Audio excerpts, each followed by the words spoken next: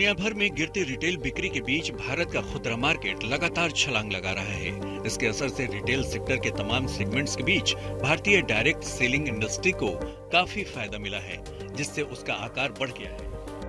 World federation of direct selling association यानी WFDSA के ताजा आंकड़ों के मुताबिक 2022 के दौरान भारत में डायरेक्ट सेलिंग इंडस्ट्री 3.23 अरब डॉलर से ज्यादा की हो गई है।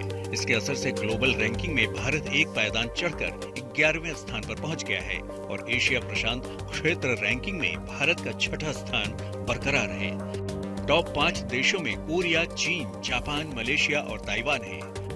अगर बीते 4 साल के दौरान वर्ल्ड डायरेक्ट सेलिंग इंडस्ट्री के प्रदर्शन पर नजर डालें, तो ग्लोबल रिटेल सेल 2022 के दौरान 172.8 अरब डॉलर, 2021 में 175.5 अरब डॉलर, 2020 में 172.14 अरब डॉलर और 2019 में डायरेक्ट सेलिंग इंडस्ट्री की ग्लोबल रिटेल सेल 168.17 अरब डॉलर थी।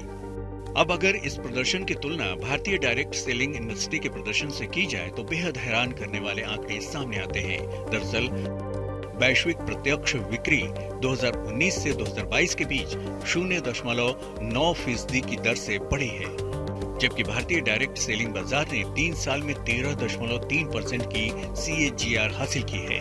ये प्रदर्शन इस लिहाज से काबिल तारीफ है कि दुनिया की टॉप 10 डायरेक्ट सेलिंग कंपनियों में से केवल 3 ही भारतीय बाजार में है।